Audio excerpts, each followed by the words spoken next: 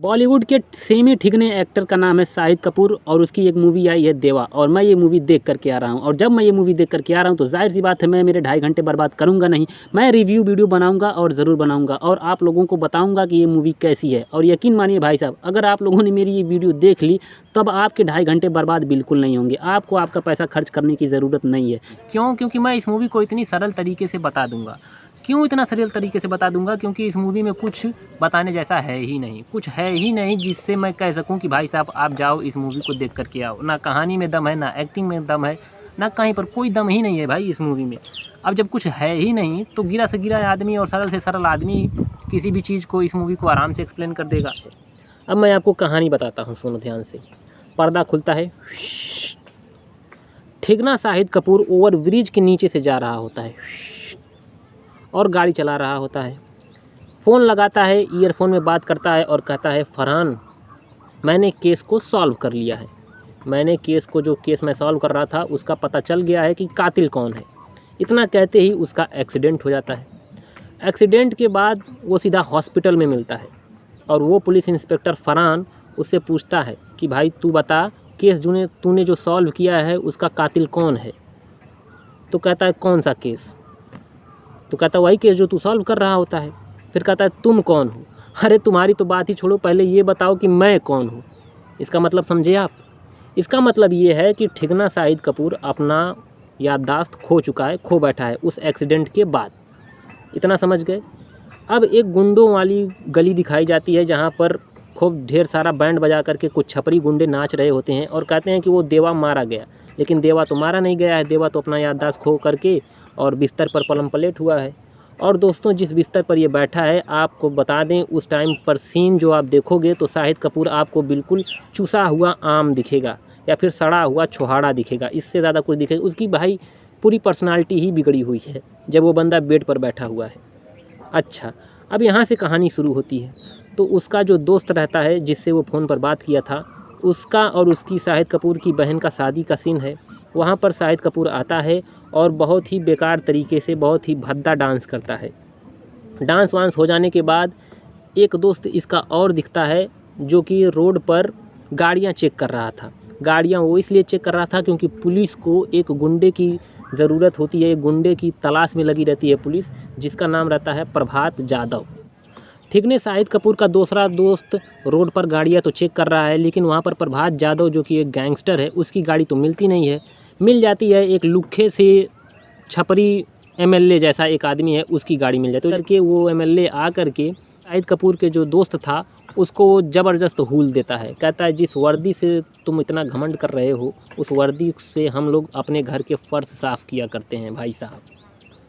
और इतना हूल सुनने के बाद शाहिद कपूर का दोस्त बिल्कुल ठंडा पड़ जाता है और वो एमएलए, वो मंत्री बिना चेक कराए अपनी गाड़ी को चला जाता है। कहता है, और एमएलए कहता है कि अगर इतना ही चेक करने की चूल मची है तुम्हारे अंदर तो हमारे घर पर आओ, गाड़ी की चाबी लेकर के जाओ।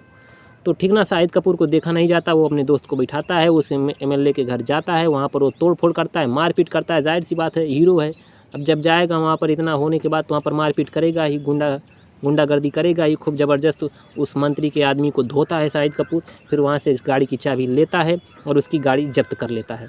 ये तो एक अलग कहानी हो गई।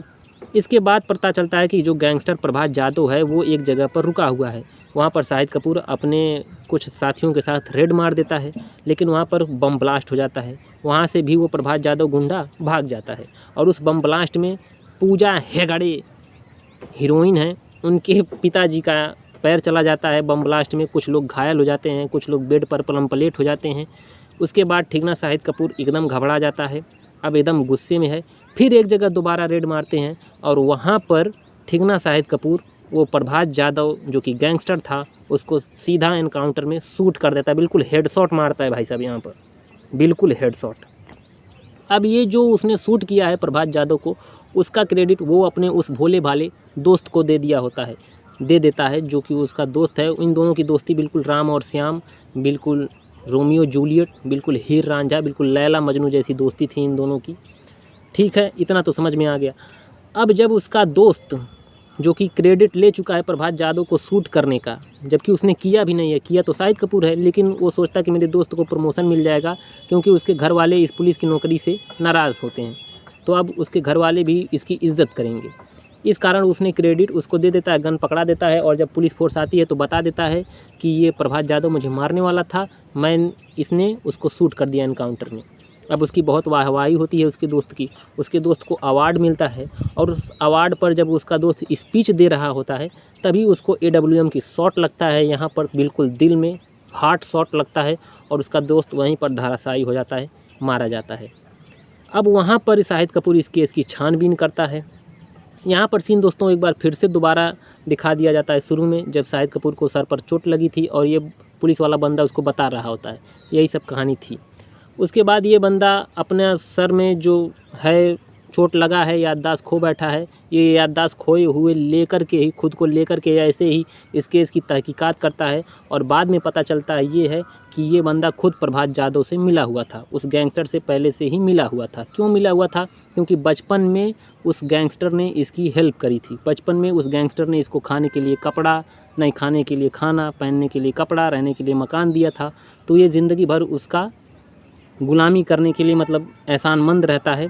इसलिए वही उसको फ़ोन करके बार बार बता देता था कि सर भाग जाओ, दादा भाग जाओ, पुलिस तुमको पकड़ने वाली है। ये बात उस दोस्त को पता चल चुकी होती है। वो कहता है कि तूने इस पुलिस वालों के साथ ठीक नहीं किया, इसके चक्कर में हमारे बहुत सारे पुलिस वाले मारे जाते थे, मैं तुझे एक्सपोज कर दूंगा। और इसी के डर से शाहिद कपूर अपने ही दोस्त को मार देता है। फिर लास्ट में वो शाहिद कपूर इसी सारी चीज़ों की छानबीन करता है, जबकि उसकी याददाश्त खो गई है। तो जब वो याददाश्त खोए हुए कंडीशन में छानबीन करता है तब उसको समझ में आता कि तो सारा किया कराया मेरा ही है, ये सारा कांड मैंने ही किया है। तो फिर वो जा कर के बंदा लास्ट में सरेंडर कर देता है और जेल में कैदी की ज़िंदगी बिताता है। तो दोस्तों ये थी इस मूवी की कहानी। अब आप मुझको बताओ कि इस कहानी पर कोई फ़िल्म कैसे बन सकती है, इस कहानी पर बनी फ़िल्म कैसे चल सकती है। तो कुल मिला जुला कर के कहना ये है कि ये फ़िल्म पूरी तरीके से डिसास्टर होगी भाई साहब। इसको डिसास्टर होने से दुनिया की कोई ताकत नहीं बचा सकती।